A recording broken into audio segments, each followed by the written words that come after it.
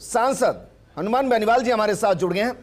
हनुमान जी, सबसे पहले first India पर आपका स्वागत है सर। चुनावी शंखनाद के साथ आज से हमने चुनावी आगाज कर दिया है।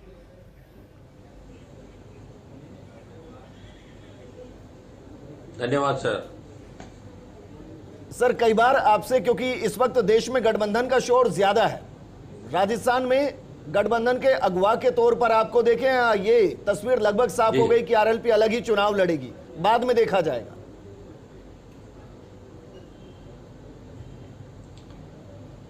जी जी बिल्कुल, राष्ट्रीय लोकतांत्रिक पार्टी मजबूती के साथ राजस्थान में चुनाव लड़ेगी।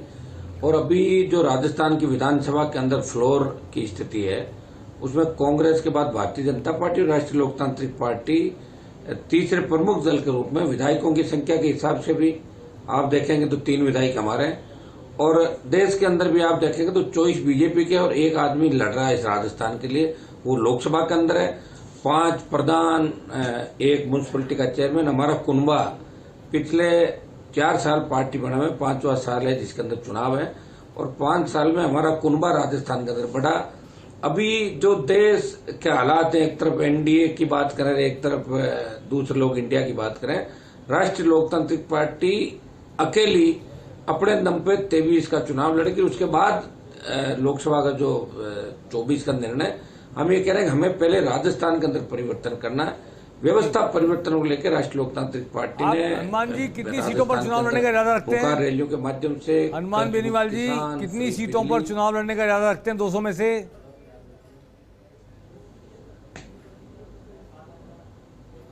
नहीं, हम तो 200 में से, ऐसा है कि हमने एक बात कही थी कि कांग्रेस और भारतीय जनता पार्टी को छोड़ के अगर हमारे समान विचारधारा वाले दल है, क्षेत्रीय पार्टियां जो हमें बाद में छोड़ के नहीं भागे, तो उनके साथ गठबंधन के रास्ते खुले हमारे लिए।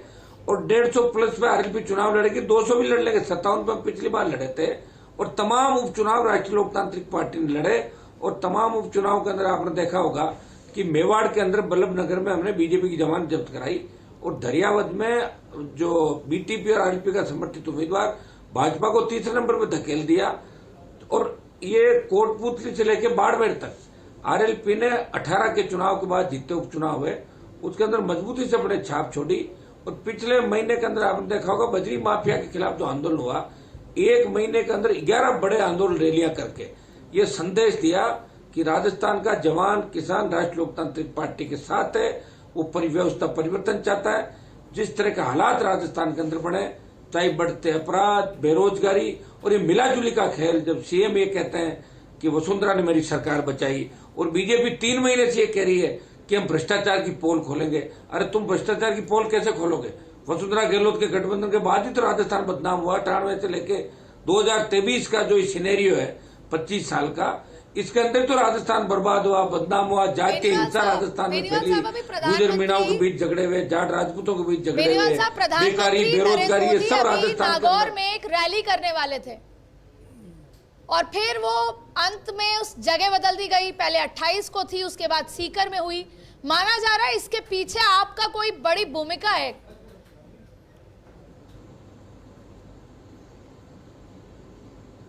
मेरी तो कोई भूमिका नहीं, लेकिन मोदी जी 2013 में मेरे खिलाफ आए थे कुचेरा, जो गुजरात के सीएम थे, और भारतीय जनता पार्टी की जमानत जब्त हुई थी उस समय। अभी अशोक गहलोत साहब ने नागौर के जो उनके विधायक है, कांग्रेसी तमाम विधायक, उनसे बातचीत कही। बातों बातों में इस बात का जिक्र किया गया कि क्या हनुमान बेनीवाल जी के साथ गठबंधन करना चाहिए, तो एक स्वर में सारे विधायकों ने इस बात को अपोज किया। वो नहीं चाहते थे कि आपके साथ उनका गठबंधन हो।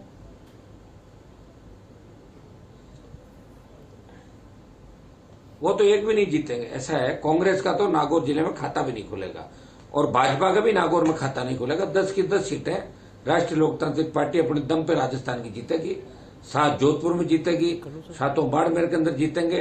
बीकानेर, मानगढ़, गंगानगर, सीकर, चूरू, झुंझुनू, जयपुर, अलवर, भरतपुर, टोंक, सवाई, आपका अजमेर, भीलवाड़ा, चित्तौड़, उदयपुर, जहां हमारी परफॉर्मेंस।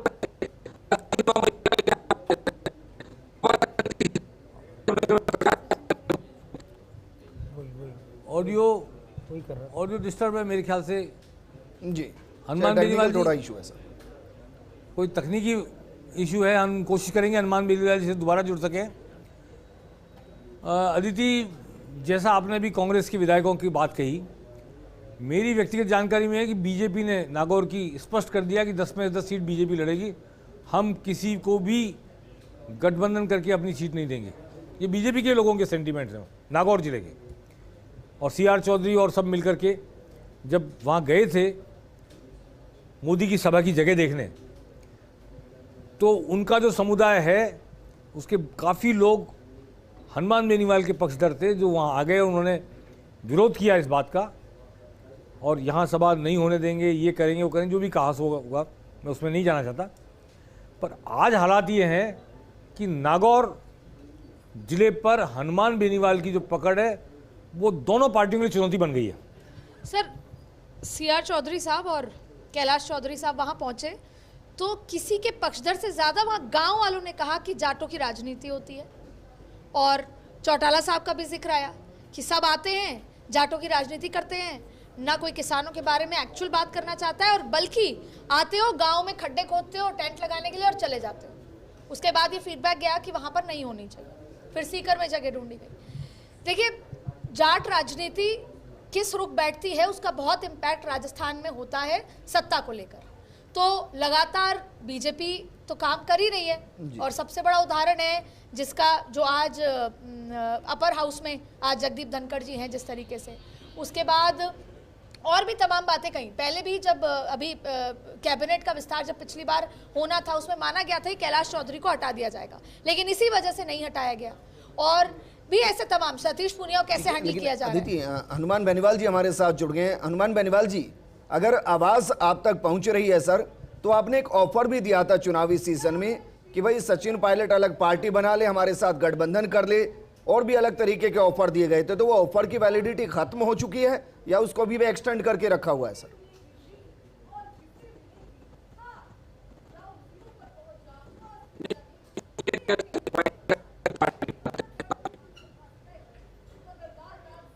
आपकी ऑडियो में ऑडियो का समस्या है सर, लेकिन ये सवाल क्या है, इसको माने कि सवाल पूरे तरीके से खत्म हो गया क्योंकि स्थिति कांग्रेस में पूरे तरीके से स्पष्ट है। अभी कोशिश करते हैं हम। मैं क्या सर एक बात कहना चाह रहा था, अभी कांग्रेस पार्टी ने पूरा फोकस जाट कम्युनिटी पर किया है। अभी एक बैठक हुई थी, सुखजिंदर रंधावा ने बैठक ली और अलग अलग विचारधारा कैंप से जुड़े जाट नेता उस बैठक में थे, चाहे गोविंद डोटासरा हो, हरीश चौधरी हो, रामेश्वर डूडी हो, महेंद्र चौधरी हो, और ये लालचंद कटारिया हो। और इस बैठक में हनुमान बेनीवाल का मुद्दा आया था जी कि आरएलपी कांग्रेस को कई जगह नुकसान कर रही है। भले ही अभी उपचुनाव में आरएलपी से फ़ायदा हुआ हो, लेकिन मुख्य चुनाव में आरएलपी कांग्रेस को नुकसान कर सकती है। आरएलपी सरदार शहर में खड़ा नहीं करती तो क्या रिजल्ट आता? वो तो देखिए, यही वजह है सर कि जब ये इंडिया और एनडीए की बैठक जिस दिन हुई उस दिन ये माना जा रहा था कि 38 का आंकड़ा जो है, और हमने पीयूष गोयल जी से ऑफ रिकॉर्ड बात की। मैं आपको बताऊं, पीयूष गोयल जी वो व्यक्ति हैं जिस दिन हनुमान बेनीवाल नाराज होकर पार्टी छोड़ रहे थे उस दिन पीयूष गोयल जी ने उनको 3 फोन किए। पीयूष गोयल जी ने उनको कहा कि मत जाइए, अमित शाह जी ने भी फोन किए, लेकिन उसके बाद किसानों के मुद्दे पर उनको अगर खुद का स्टैंड रखना था, अगर आज जाटों के नेता माने जाते हैं तो ये उसका एक बड़ा कारण था। तो अदिति, क्योंकि वो जुड़ गए, एक बार उनसे बातचीत कर लेते हैं। अनिल सर, आपका अगर सवाल है तो सीधा कर। बेनीवाल जी, प्रमुख रूप से ये माना जा रहा है कि इस बार जाट वोट निर्णायक साबित होंगे चुनाव में, और जाटों में एक खास तरह की जागरूकता आ रही है। आपके साथ कहा जाता है नौजवान जाट हैं लेकिन बुजुर्ग जाट नहीं हैं, ऐसी जो फेसबुक वाले जाट हैं बच्चे, जो यूट्यूब वाले हैं, जो जोशीले हैं, वो सब तो आपके साथ हैं, ऐसा परसेप्शन है लोगों में, मीडिया में भी ऐसा परसेप्शन है। और जो बुजुर्ग हैं वो आपके एग्रेशन, आपके आक्रामकता से बहुत ज़्यादा साथ नहीं है आपके। क्या ऐसा डिवीजन है क्या जाट वोटों का?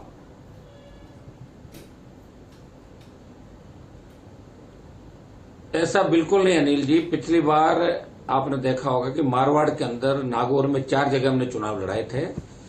4 में खींवसर मेड़ताम जीत गए थे एकदम से, और जाइल में सेकंड नंबर है और 20,000 वोट लाडनू में लिए। और जो जोधपुर की सीट थी भोपालगढ़ में जीते, बिलाड़ा में 40,000 के लगभग वोट लिए, लूणी में हमारे 32-33,000 वोट आए। और लोआउट में रणनीति के तहत मेरा कोई पुराना हिसाब किताब था बीजेपी के एक नेता से, उसका हिसाब करने के लिए मैं मौन रहा और मैंने मदद कराई कांग्रेसी उम्मीदवार की। मैं झूठ नहीं बोलता कभी।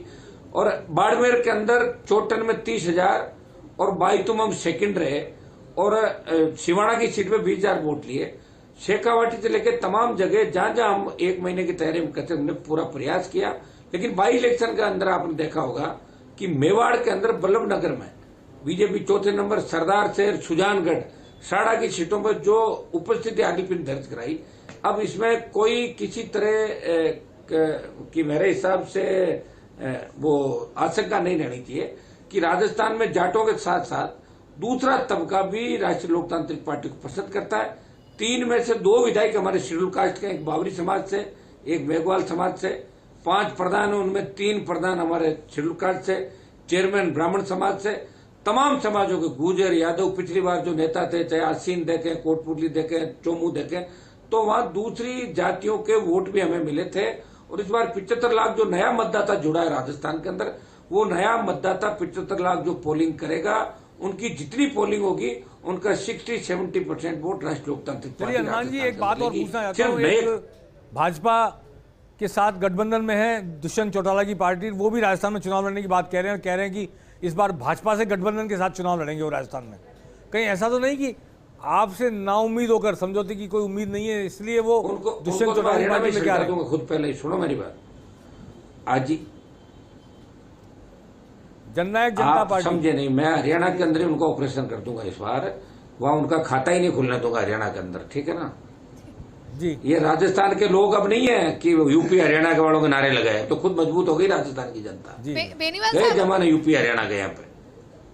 बेनीवाल साहब, अगर अभी सचिन पायलट ने अपनी दूसरी पार्टी बनाई होती और आपका गठबंधन होता या उसकी उम्मीद होती, तो शायद उत्साह कुछ और होता।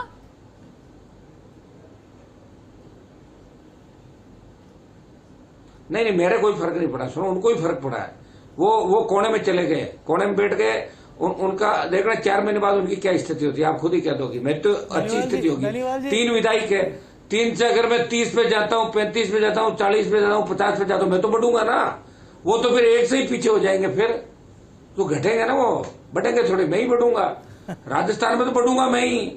कि मोदी को बार बार आना पड़ रहा है, बताओ। हर 15 दिन में मोदी आ रहे हैं, हर 15 दिन में मोदी आ रहे हैं। देखिए क्या स्थिति होगी भारतीय जनता पार्टी की और क्या स्थिति कांग्रेस पार्टी की हो गई राजस्थान के अंदर। तो बेनीवाल साहब, जो खिलाड़ियों का मुद्दा हुआ है, इससे क्या जाट कम्युनिटी में नाराजगी है और राजस्थान में उसका इम्पैक्ट देखने को मिलेगा बीजेपी के खिलाफ?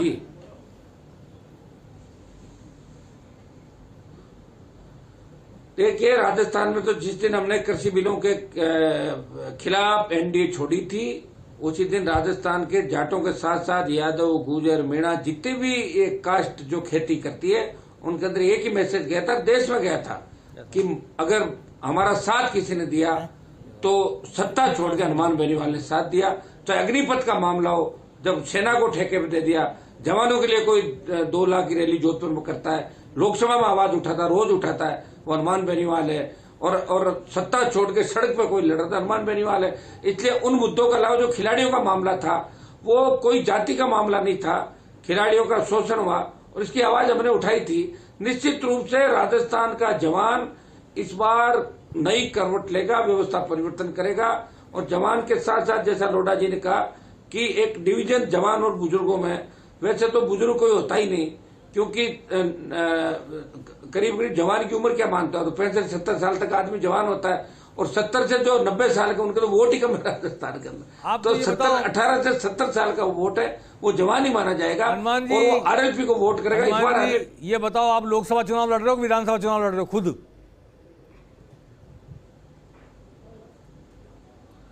अजी पहले तो विधानसभा चुनाव आएंगे लोढ़ा जी, पहले विधानसभा लड़ेंगे। अच्छा, आप खुद विधानसभा चुनाव कहां से लड़ोगे?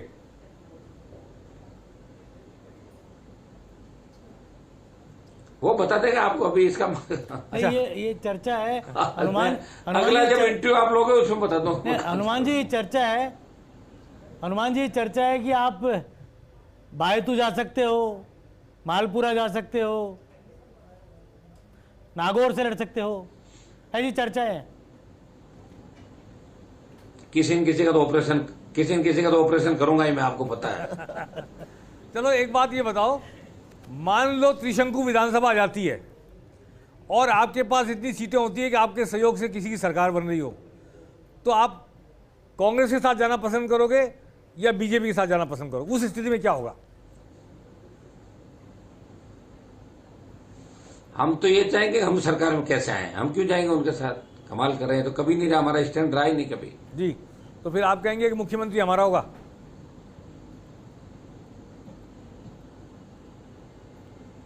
तो निश्चित रूप से अगर बड़ी सीटें आएगी तो जिनकी बड़ी ज्यादा सीट होती है वही, तो हम कांग्रेस बीजेपी के साथ क्यों जाएंगे? फिर तो गठबंधन ही कर लें। तो उनके साथ जाने का तो सवाल नहीं, फिर तो चुनाव में चले जाएंगे। हाँ, तो कांग्रेस गठबंधन आप नहीं बीजेपी कर से रहे। लड़ाई है, अगर उनके साथ ही चले जाएंगे। जी जी, चलिए बहुत शुक्रिया हनुमान जी। आपको सवाल करना है कुछ? एक सवाल करना चाहते हैं हमारे सहयोगी नरेश आपसे। हनुमान जी, एक शेखावाटी में कहावत है, खेल है कि खड़े को पटकना और बैठे को सुलाना। तो कहा जाता है कि हनुमान बेनीवाल है वो भी उसी तरह की राजनीति करते हैं। अभी आपने लोहावट का उदाहरण दिया है कि आपने किसी और को हराने के लिए कांग्रेस का समर्थन किया, यानी वोट काटे। नागौर को छोड़ दे तो ये चर्चा है, चाहे भाजपा के नेता हो कांग्रेस के नेता, कि हनुमान बेनीवाल वोट कटाऊ मशीन है, वोट काटू मशीन है। इसके बारे में आपका क्या कहना है? जी, आप तो ये बताओ कि मेरी पार्टी क्या कोई 5-7 चुनाव लड़ी है क्या राजस्थान में? एक 18 के तो चुनाव हुआ आरएलपी का। 18 के बाद बिना संसाधनों के आज तक चंदे की 1 रुपए की रसीद नहीं काटी राजस्थान में। स्वाभिमानी ईमानदारी से कोई व्यक्ति लड़ाई लड़ रहा है, बड़े बड़े ऊपर ठुकरा के लड़ रहा है और इस राजस्थान को लड़ना सिखाया। ये वही राजस्थान है जिसमें 70 साल में कोई पार्टी नहीं बना सका। मैंने तो देश में राजस्थान का मान सम्मान बढ़ाया। देश में लोग कहने लगे कि यार गजब हो गई, एक आदमी ने पार्टी बना ली राजस्थान के अंदर। तो राजस्थान वाले तो हमेशा हरियाणा यूपी वालों को नारे लगाते थे। तो नरेश जी, आप इस बात को भी सोचो कि एक व्यक्ति ने राजस्थान का सम्मान बढ़ाया देश के अंदर, और ये वोट कटाऊ पार्टी नहीं है। यहाँ भी वल्लभनगर में 2nd स्थान पे था मैं। कुछ संसाधन हमारे पास नहीं थे। सरदार शहर में हम 3rd नंबर चले गए और सरदार शहर के अंदर चुनाव जल्दी हो गया। यही चुनाव अगर 4 महीने बाद होता वो बाई इलेक्शन में जीत जाता सरदार शहर का। उस समय सहानुभूति होती है, कांग्रेस पार्टी की सरकार भी थी, परिवार के प्रति सहानुभूति थी। जाटों में एक तबका ये कह रहा था कि यार एक हमने तो भवनलाल जी को वोट दे दिया, उनके परिवार को देंगे एक वोट, चाहे 10,000 वोट गए। निश्चित रूप से कांग्रेस के साथ थे। अब की बार आरएलपी बहुत बड़ी तादाद के अंदर सीटें जीती कि आप अंदाज भी नहीं लगा सकते कि इतना बड़ा परिवर्तन होगा। जिस तरह की संख्या आ रही है आंदोलनों में, जिस तरह लोग अपने आप आ रहे हैं। भाई कांग्रेस बीजेपी तो पुरानी पार्टियां, इनके पास संसाधन है, सारी चीजें। एक व्यक्ति एक पार्टी बना के प्रयास करता है जिसके साथ नौजवानों कोई संगठनात्मक बहुत बड़ी ताकत नहीं, फिर भी वो व्यक्ति अकेला लड़ रहा है इस राजस्थान के अंदर, दिल्ली में लड़ रहा है, यहाँ इस व्यवस्था से लड़ रहा है और वो लड़के इस स्थिति में पहुंच गया कि वो एक लड़ाई को त्रिकोण संघर्ष के रूप में राजस्थान में। वो बाई इलेक्शन के अंदर आपने देखा होगा, लोग तो कहते रहेंगे, कांग्रेस के लोग मुझे बीजेपी की बी टीम बताते हैं, बीजेपी वाले कांग्रेस की बताते हैं बी टीम, हनुमान मैं जी, दोनों को सी टीम बताता हूं। हनुमान जी, आप गांव में बहुत घूमते हो, आपकी पार्टी भी ग्रामीण बेस्ड पार्टी है। ये जो अशोक गहलोत ने महंगाई राहत शिविर लगाए हैं और इतनी सारी घोषणाएं की, इतनी सारी योजनाएं लगाई है, कोई इम्पैक्ट है क्या आपकी दृष्टि में गांव के वोटर पर इसका?